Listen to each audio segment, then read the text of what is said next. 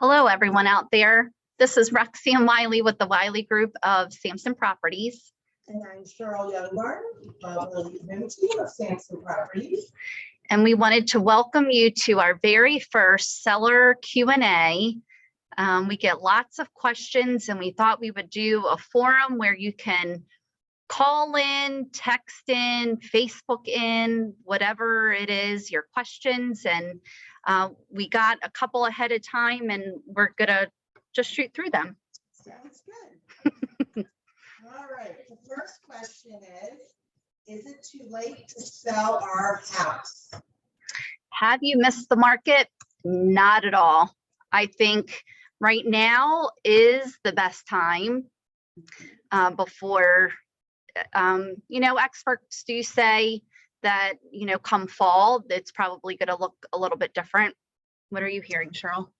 I'm hearing the same thing, but at the same time, we're seeing that homes, the days on the market are still, only a few days. So now is a good time. A lot of buyers are still out there. Even with interest rates going up, in fact, I think you're getting more of a solid buyer when it comes to where the interest rates are. I would agree. The last listing we put on the market was last week and it was under contract in, I think, 3 days. Now we're seeing about 3, which is, I think, a healthier market than the way it was prior to. I agree.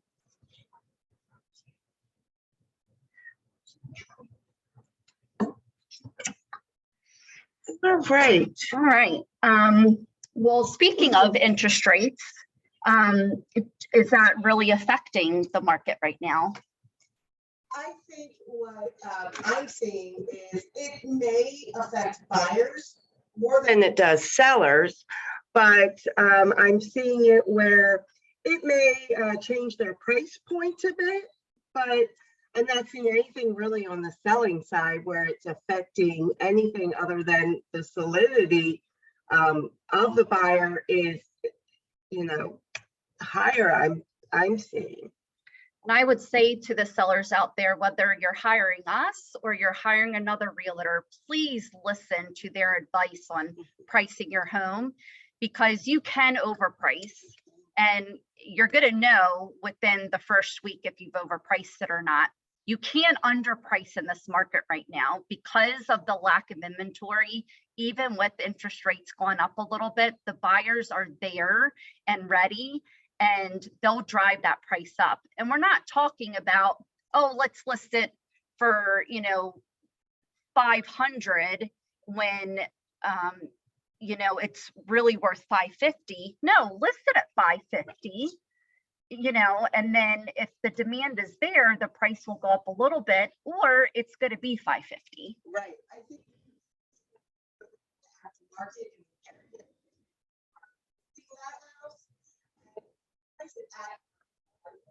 don't say, well, the house up the street for 500. I don't know it's mine for 520. The market, see where the market is.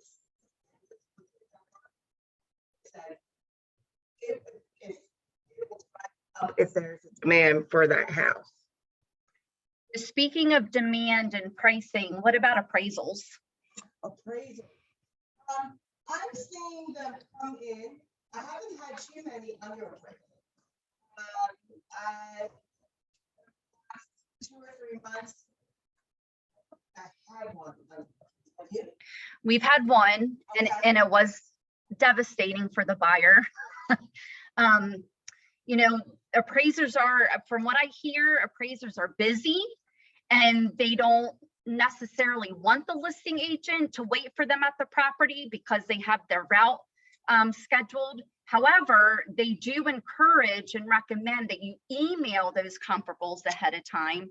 And I think that's what happened. The listing agent didn't provide anything, and we did dispute it. And unfortunately, it didn't work.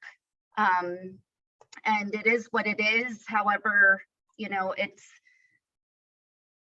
I do have a lot of sellers asking. And what does that? Someone determine the difference between the appraised value and the purchase price, they would fill in that gap. But I believe that a lot of buyers are getting a little bit more creative in their buying and not just doing an appraisal gap, but also doing something like contributing towards seller closing costs, tax and transfer tax and things like that. And that's got to be a really strong buyer. Like they have that a little bit of extra cash to be able to do that. This is not for that first time home buyer house. Correct. Because Correct. they're very limited, and there are programs out there for the first time home buyers. And, you know, those appraisal gaps are only, you know, for those savvy buyers. Correct. And that's where you looking at a multiple offer situation where you can determine which one's a stronger buyer by what they're bringing to the table and what they're providing. I'm just going to check our Facebook account, make sure no one posted anything there yet. How about, so speaking of appraisal gaps, what about selling the home as is? That's the big thing right now. A lot of homes are being sold as is, and what that means is sell. Now buyers inspection and determine if you do not something with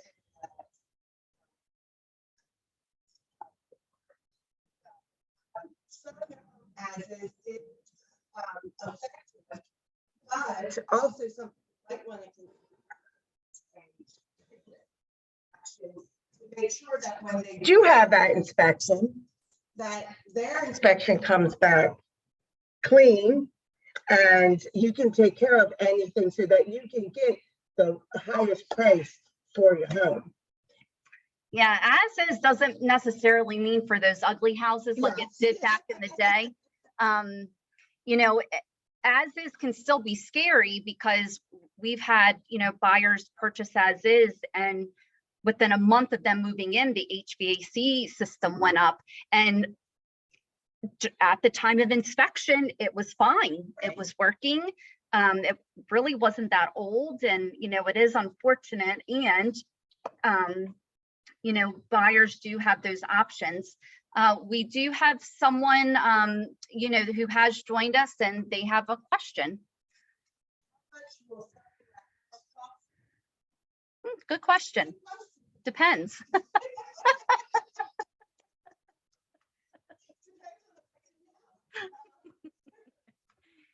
Generally speaking, you do have transfer and recordation taxes, and depending on which county you're in is what the percentage is.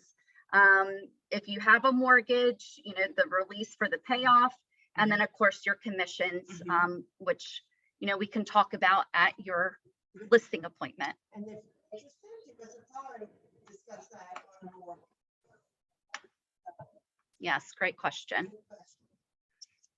All right, let me check here again. Nothing there. Nothing there. I would say, you know, we have seller guides that are made up that we'd be happy to email to you, and, you know, shows you our marketing plan. And if you're, you know, we even had a neighbor the other day say, well, I'm thinking about selling, just not sure. Maybe we test the market. And it's like, well, if you do sell, where are you moving to? That's important. Know where you're going if you're planning on selling the house. Yes.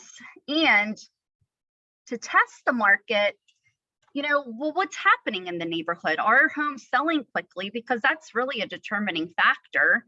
And if they are, well, then you just got to make that decision. So there, you know, there's information that we can send to you, and you can contact us. And our email is ywhomesale@gmail.com. You can email there. You can anywhere that you're seeing this recording, you can send a message through that.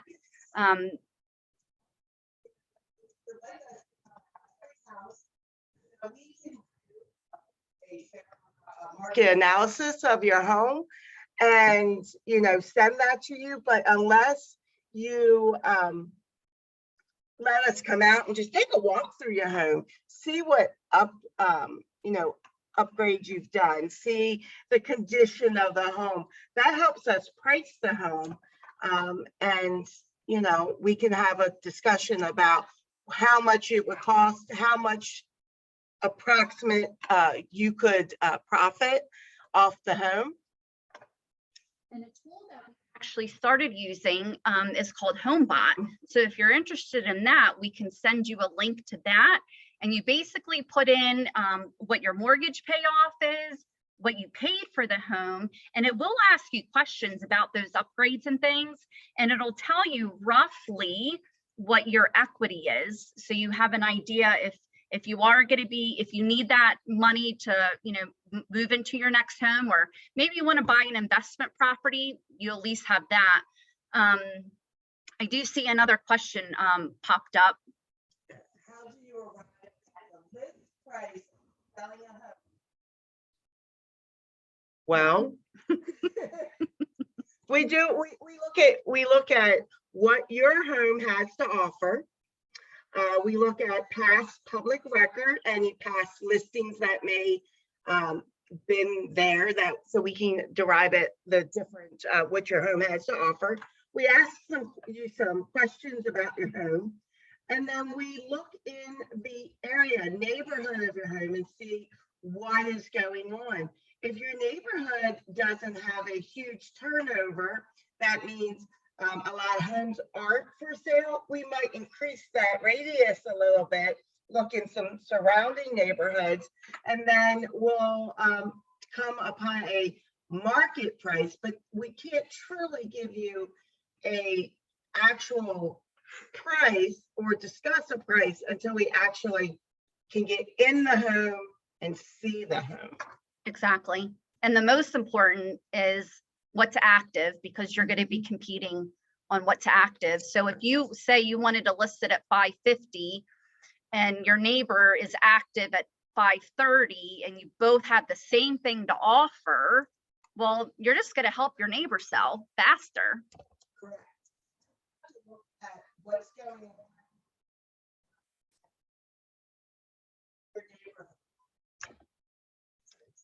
I love these questions coming in. What do I need to do to get my home ready? Or is everyone's home different? Well, that's a great question too.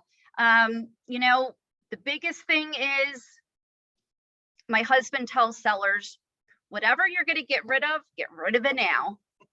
Whether it's throwing it away, donating it, giving it away to family, whatever that is. Yeah.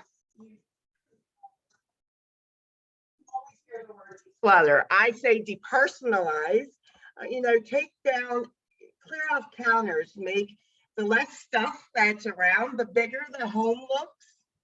And yes, every home is different. They're unique, just like people. Every home is different. The exact same house can be sitting next to each other, but they're totally two different houses. So yes, everyone's home is different. And the best thing I can tell you is to depersonalize the home. Yep. And once that happens, the next step would be the professional photography. One of the things that drives me crazy, and I'm sure Cheryl as well, is these pictures taking with, even though some of these phones do take some amazing pictures, some of these older phones do not. And so, you know, taking professional photographs, no matter what price your home is, you know, to show off your home. And it is, you know, funny because some people say, oh, well, those photographs are too good. And yet,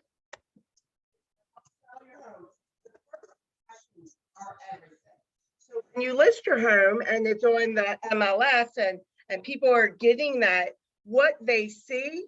If it's not appealing to them, they just click on right by it. It has to be appealing to them for them to keep going further and dig deeper and continue to want to see the home. And that's what we do. We try to get as many people into the home as soon as it's listed. We prepare for the listing. So we have all of our marketing done, all of our brochures and Facebook blasts, and we pre-market the home before it goes live so that people have a chance to kind of see it and get interested in it, and then schedule an appointment. Yeah.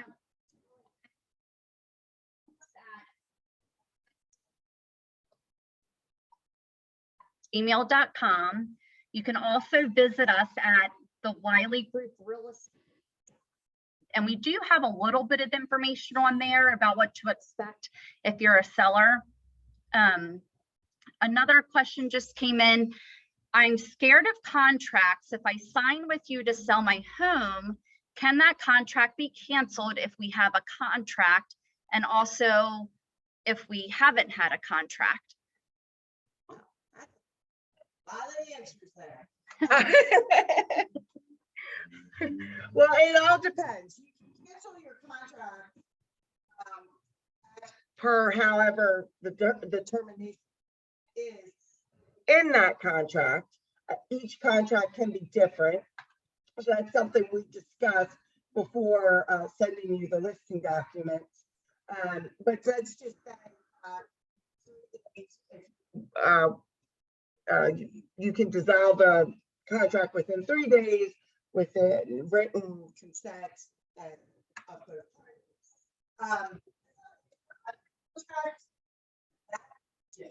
That would be very difficult. because holding our end of a contract, so it is legally binding. So They get maybe they get orders to move, and then or relocation for a job, and okay, let's get the house on the market. I got to get out of here, and then the job ends up not coming through, and so now they're staying. Well, on the listing side, if we're still active, that's fine. That's probably easy, to cancel. Right. But if we're under contract with a buyer, that would be more difficult. It would be case by case for sure. Right. Good question. Yeah, a lot of great questions, and we got through them pretty quickly. Yes, we did. And that's okay, because I'm sure your attention span is enough. You've probably heard enough information.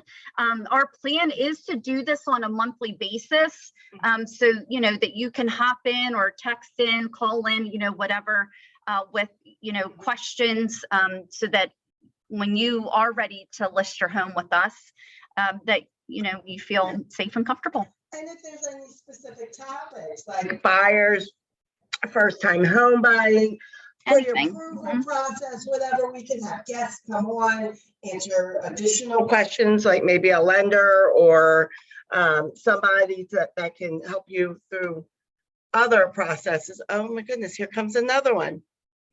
My friend just sold their home. They had many offers. How will you help me decide which is the best offer? Good question. I know when we get multiple offers, what we do is we go through each one and kind of make a spreadsheet for our clients, send the spreadsheet along with all the offers to them, and we have a call or we meet face to face, depends on the client located, and clients are in different states, so depending upon circumstance, we talk them through each offer, and we let them know the bottom line. We do seller net sheets, and just to help them with their bottom line and what works best for their timeline, because sometimes an offer with a quicker sale price might be more appealing to a seller, or maybe a longer term in the home and, might be more appealing. It's not always about price. It's what you as the seller want as that's most important to you. Yeah, going back to that. Have two, we'll just keep it simple, 2 offers. One says as is with no inspections, like they're just taking it as is, whereas the other one's doing as is with inspection with right to terminate. More than likely, the seller's going to choose the first one. Right. Because that's less contingencies on the property. Mhm. So, good question. Well, I think we should wrap it up. I think this was a good first. it was. Yeah. Much for taking your time and chatting with us. Thank you, everyone. Take Have a- care. Bye-bye.